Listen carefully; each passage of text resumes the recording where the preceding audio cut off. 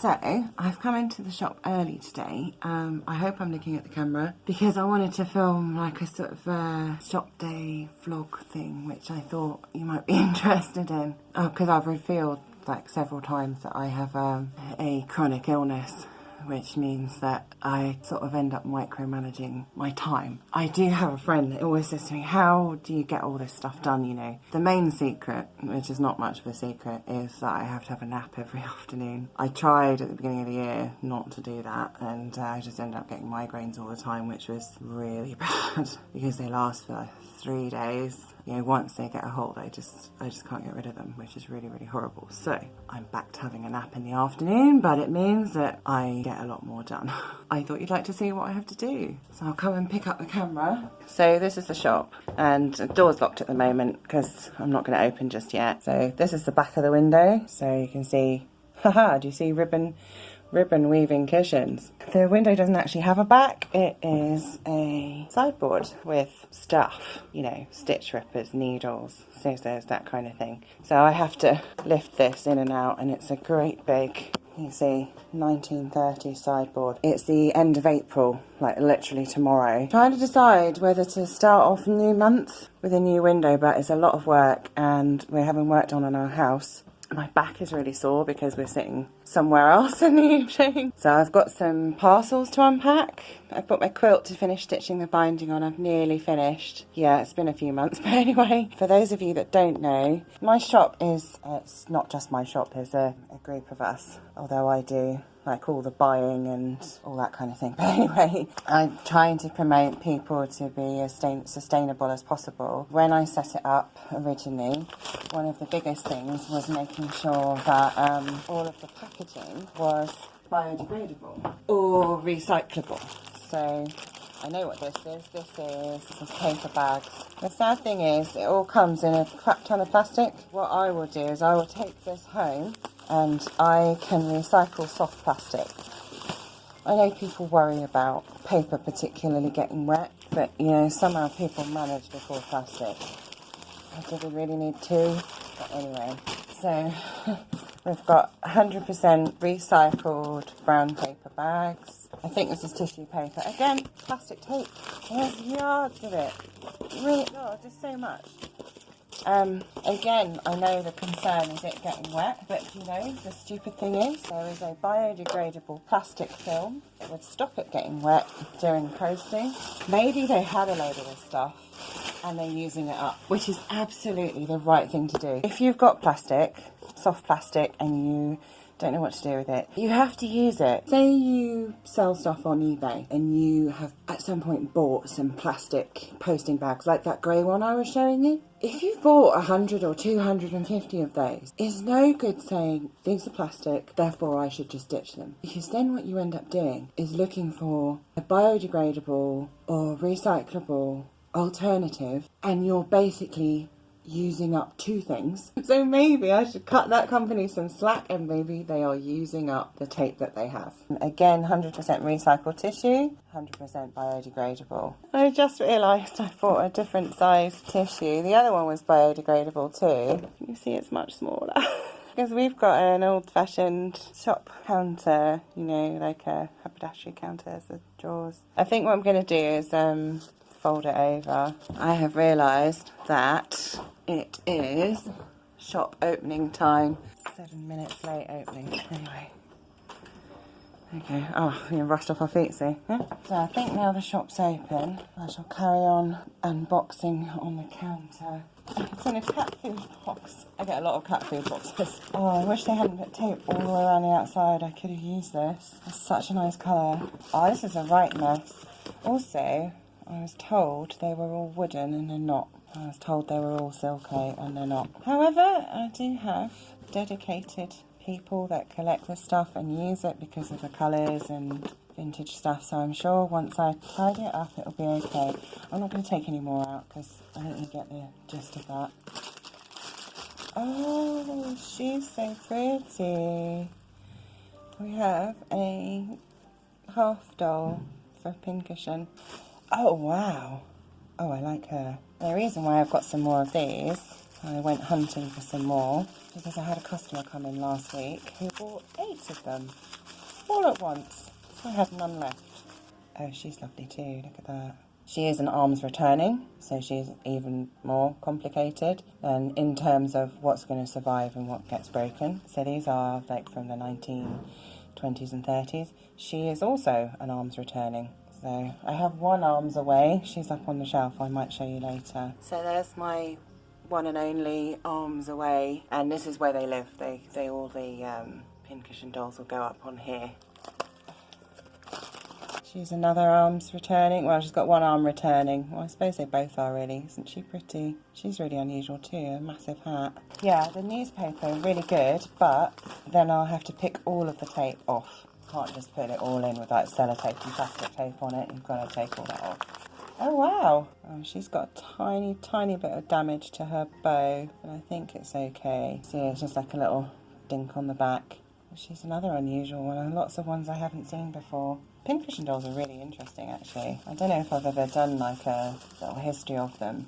I could do that one time. Well, I could just tell you now. In there, well, from about 1900 until about 1950, mostly. The heyday was the 1920s and 30s. These were used to make pincushions or powder puffs. I don't know if you can see she's got holes around the bottom to stitch onto something. And the most popular styles seem to be sort of bygone eras, so a lot of sort of Victorian crinoline, you know, like crinoline lady type things, and some even Marie Antoinette style, you know, like the pompadour hairstyles and stuff like that from sort of an earlier age, like in the 18th century. And then the ones that were quite unusual as time went on was the sort of what would have been the modern day ones. So things that look like the 1930s or the 1920s. They were the more unusual ones. This is a really, really well-known shape. Comes in several sizes. In fact, I think one of the ones I opened earlier on was the same shape as her but bigger. And she is marked foreign. So she's probably from Europe, Germany or France. She looks like she's from Germany. I think from the colours of the face painting, she looks like she's probably English. But again, I don't know. And she's got a number, but it's illegible on the back. So they were made in France, Germany, the UK, Japan. There's a lot of the sort of 1920s and 30s shapes come from Japan. They have much higher colour variation on their face normally, which is quite interesting. Some of them didn't have stitch holes, these all have. They were intended to be used for brooms and hand, you know, like a table broom for crumbs. And sometimes in a powder puff, instead of stitching it in, they would have been glued in. And you can get them sometimes where they've been taken off stuff. They carried on making them until probably like I say, the 1950s, like this sort of thing. And there's a few companies that still make something similar, as far as I know, but it's really hard to get information. I know, is it Goebbels, German company, and also is it Hummel as well?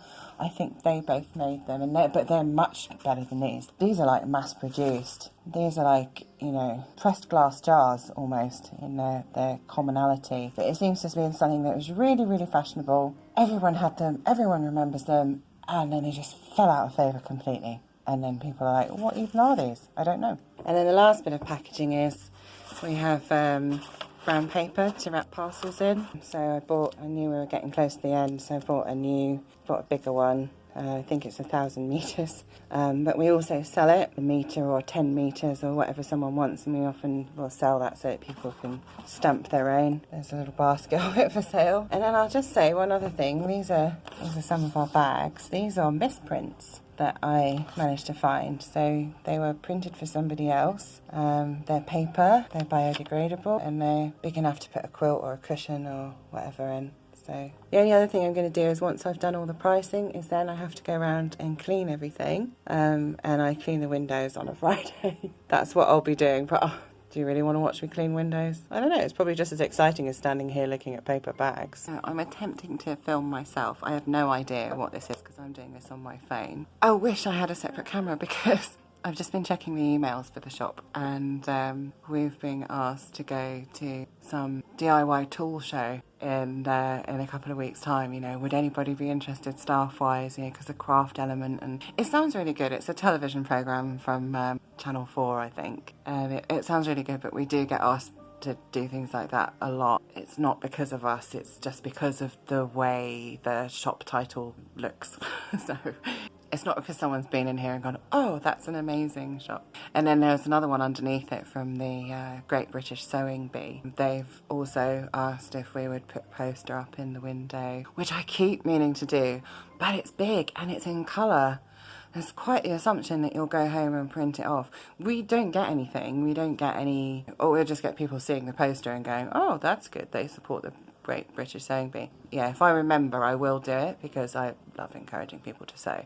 But it's a bit like Bake Off, Great British Bake Off, when that started like years ago. It's the same kind of thing for sewing. Can you imagine? Like, sewing can be stressful enough without having to do it in front of a camera. She says I do it in front of a camera, but I don't have to do it against the clock. Anyway, I just thought I'd share that with you. Oh, also, I've just got myself the most awesome coffee, so that's pretty good. And now I will actually do some work, get on and price the dolls. So that's where I'm sitting at the moment. Can't believe I'm going to have to use self-adhesive labels. I normally, where the holes are, I normally tie in a label and then poke it up the inside, but we haven't got a single one. So I'm going to have to label all of these by hand. Good thing about the little tie-on labels was if there was any information that you needed to put on, like, oh, there's a chip, or there's a number on it, or I know it's from Germany or whatever, but you could write the bits of information. Right, this is not going to work. I don't want to do that because will it stick inside? No, you're going to fall off. Look at that. 2 of these back to back on a piece of embroidery thread. Oh, I am a genius. Right, what colour embroidery thread? White. Probably white. Let's go and get some. What have I got the most of? Bright white. Let's use that then. Let's see if this will work. So I reckon about that much. There, that's not too bad, is it? So we've got a price. So I finished pricing them up. So they're going to go up on the shelf. I think I'm going to put the camera down a minute. This is hard to do one hand and I'm terrified of breaking one. Would be really bad. Let's see.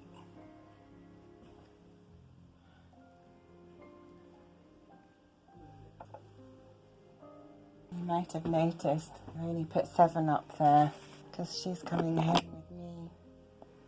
I'm going to put her in my collection, so I'm going to go and buy her. That's the thing, it's really tempting when I get all these lovely things for the shop to add them to my personal collection. Means I'll have sold something today, so that's good. It's me all paid for. I had someone ask me about that actually. Like, why couldn't I just stick my head down here? Why couldn't just take stuff? Because although it's my shop, it's not like I'm just selling my own work where I make it, decide on a price and then, you know, sell it or whatever. It's a proper shop with proper business registration, you know, bank account, all of those things. The staff will get paid, including me, for working in the shop. You know, it is a proper business. So once it's in the shop, if the shop paid for it, then I have to buy it, just like a normal customer. That's why I just bought that doll. These are the drawers. Where's the one with writing on? Dewhurst Silco. I'll show you the base, but the camera's sitting on it, so you can see how short we are of thread. And believe it or not, people do buy it. And some people collect it because of the names. So this one, what's this one called? Emerald Green, Erin Green, Myrtle. I've just been through all of these that arrived today, and some of them I can't hook the ends back in, so I just tape these on printed thing that says cloth paper stitch, and it just holds it in place. And then I have to decide how much this is going to be. So for something like that with hardly any thread on, if someone might like it, they might want to have D2, which is sky blue, and they might want an example of some of the thread on it. So we have price points. So we have 20p, 50p, £1, £1.95 and £2.50. So for something like that, that would be probably £1, because it's a wooden cotton reel anyway, which is really nice. But but there's hardly any thread on it. If it's on a plastic reel and it had that much, it would literally be 20p. It depends how good a condition it's in.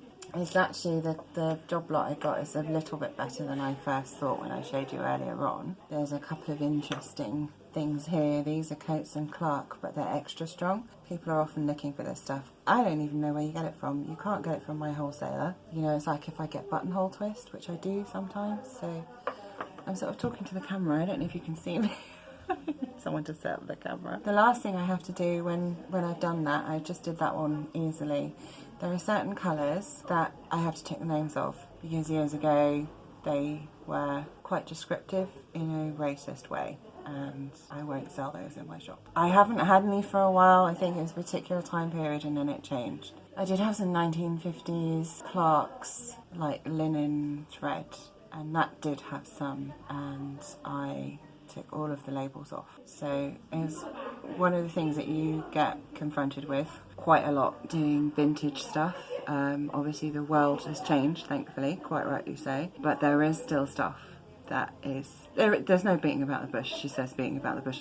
It is racist, and like I say, I will not sell that in my shop. So that's the thing I have to do, is I have to check names of these. I'll carry on doing these, and I wonder if I've got some good names. So this one's wine, geranium. Isn't that lovely? And even though some of this is on wooden reels, it's really old. They haven't produced wooden reels for 50 years. Some of these things will be even older than that. They'll be maybe even 70 years old. I have never had Silco thread perish, ever. I've had lots of others that do. You literally pull them and then just snap, pull, snap, pull, snap.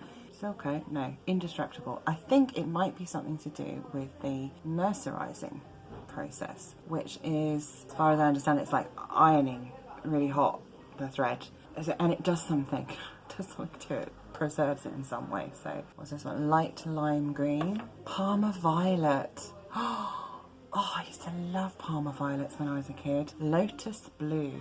See, this is the outer shell of it. So I'm going to put them away. They'll look a bit better now. Got a few more exciting colours. There's the purples. A few reds and rusts, mostly yellow, and then I think the most successful one's been the green and blue draw today. So you can still see how woefully short we are, but they've all been tidied up, priced, and somebody will want to take them home at some point. So I'm going to attempt to get these drawers back in one-handed. Just imagine what this would have looked like when it was full in a shop somewhere.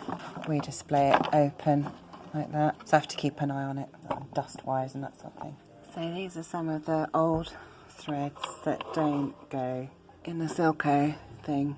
So there's like vintage glacé thread, just some nice mercerized cotton. Oh, this is awesome. Montiac brand cotton sewing thread, and it came, can you see how clean the cotton reel is? There was 12 of them, and they were still in their original paper and tied up with twine. They're just gorgeous. I've got one at home. It's lovely to sew with. And then we've got things, filament stuff. We put things in like little glass dishes and stuff. So we've got beading thread and vintage thread, like weird bits and pieces, because people use them for textile art. Or some more of that Montiac. Even like tiny little things like that. So all the odd ones that didn't go in there, there's the Silco drawers there.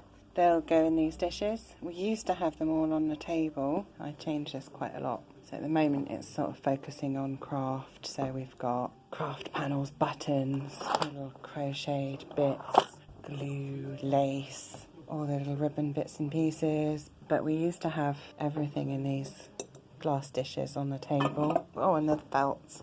What else have I got on here today? Poppy twine for macrame. Now that's what I've been working on. I didn't do the window. It's still full of ribbons, because you would not believe how long it takes to price up 8 Pincushion dolls and sort through 40 cotton reels that have just been dumped in a box. Okay, so it's about 2:20. If I sound like I'm whispering, it's because there's loads of people sitting outside. I don't want to sound like I'm talking to myself. So the last thing I've got to do today now in the shop is do the cashing up, and it's been a very slow day. Hello! Oh, rotary cutters. Yes, I've seen people using them on television, but I've never seen one in. Oh, okay. It is easy. Yes, yeah. But you do have to have a cutting mat and one of the rulers as well, and then it does make it so much easier for cutting fabric and things. I used to make my own dresses, and I used to knit, and I used to crochet, but I don't do any of it now. Oh, would you excuse me? I just need to Yes. Good afternoon, Cloth Paper Stitch. I'm okay. I have customers in the shop at the moment, but no, it wasn't. Yes, it is. Yeah, no, she's taken the day off, I think. Sorry about that. It was someone checking to see if I needed a lift home. Oh, fair play. That's nice. Yeah. I just made it myself. I didn't Oh, follow that lovely. Yeah, that I do hear that a lot from people. So I'm no knitter or crocheter, so. Thank you. Have a lovely afternoon. Honestly, that wasn't scripted. Oh, I couldn't have asked better. Every time I've tried to leave the camera running while someone comes in, there's just been no one. You know, no one at all.